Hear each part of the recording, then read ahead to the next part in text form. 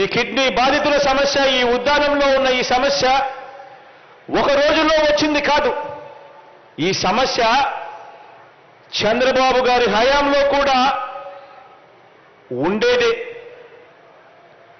కానీ సమస్యకు పరిష్కారం మాత్రం అప్పుడు కాదు, ఇప్పుడు మీ బిడ్డ ద్వారా మాత్రమే జరిగింది అని చెప్పి కూడా ఈ సందర్భంగా మీ అందరూ కూడా ఆలోచన చేయమని కోరుతూ విన్నవిస్తా ఉన్నాను.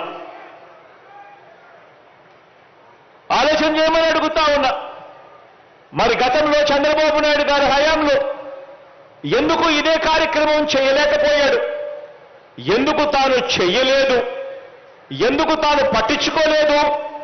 మరి మీ బిడ్డ మీకోసం ఇంతగా ఎందుకు పట్టించుకొని తప్పించి ఎందుకు ఈరోజు ఈ కార్యక్రమాన్ని పూర్తి చేయగలిగాడు అని చెప్పి ఆలోచన చేయమని అడుగుతా ఉన్నా మీ అందరితో కూడా.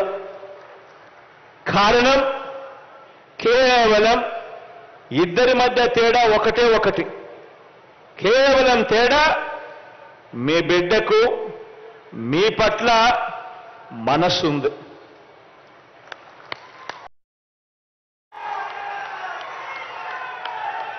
పేదవాడు ఎలా బతుకుతా ఉన్నాడు, పేదవాడిని ఎలా ఆదుకోవాలి, పేదవాడిని ఎలా తోడుగా ఉండాలి, పేదరికం నుంచి పేదవాడిని ఎలా లాగాలి, వారి బ్రతుకులు ఎలా మార్చాలి అని తపన తాపత్రయం మీ బిడ్డకు మాత్రమే ఉంది. తేడా ఇది అని గమనించమని కోరుతా ఉన్నా మీ అందరితో కూడా.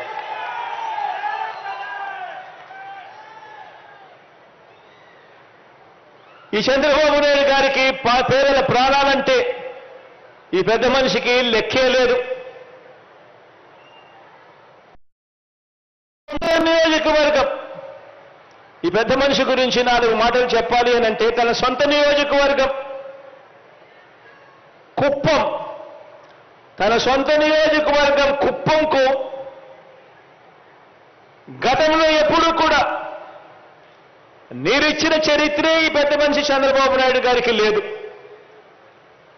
కుప్పంకు నీళ్లు ఇవ్వాలన్నా కూడా మళ్ళీ అది జరిగేది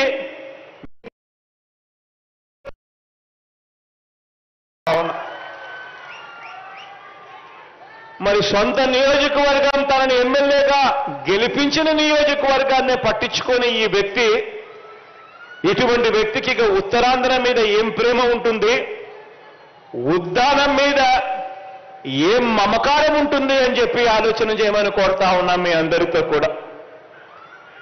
ఇలా ఏ ఒక్కరి మీద కూడా మానవత్వం కానీ మమకారం కానీ 45 సంవత్సరాలు తన రాజకీయ జీవితం తర్వాత కూడా 3 సార్లు తాను ముఖ్యమంత్రిగా పరిపాలన చేసిన తర్వాత కూడా తన వల్ల ఈ మంచి జరిగింది ప్రజలకు అని చెప్పి చెప్పుకునేదానికి కనీసం ఒక్క మంచి పని లేదు.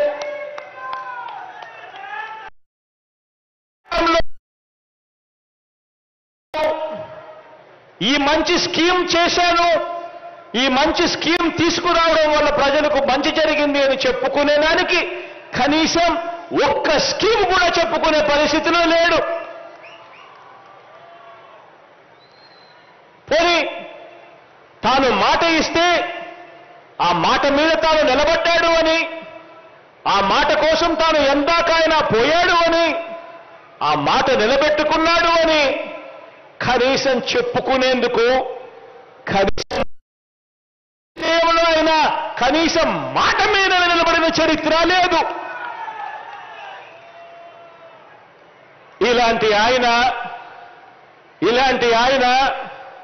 ఇక ఎన్నికలు వచ్చేసరికి ఆయన దేని మీద ఆధారపడతాడో తెలుసా? ఎన్నికలు వచ్చేసరికి తాను ఆధారపడేది పొత్తుల మీద, ఎత్తుల మీద, జిత్తుల మీద, కుయుక్తుల మీద తాను ఆధారపడతాడు. ఈ పెద్ద మనిషి మరో వ్యక్తి మీద కూడా ఆధారపడతాడు.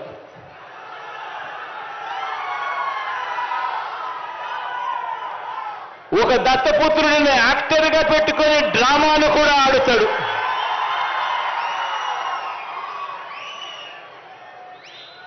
ఈ దత్తపుత్రుడు ఎవరు అనంటే,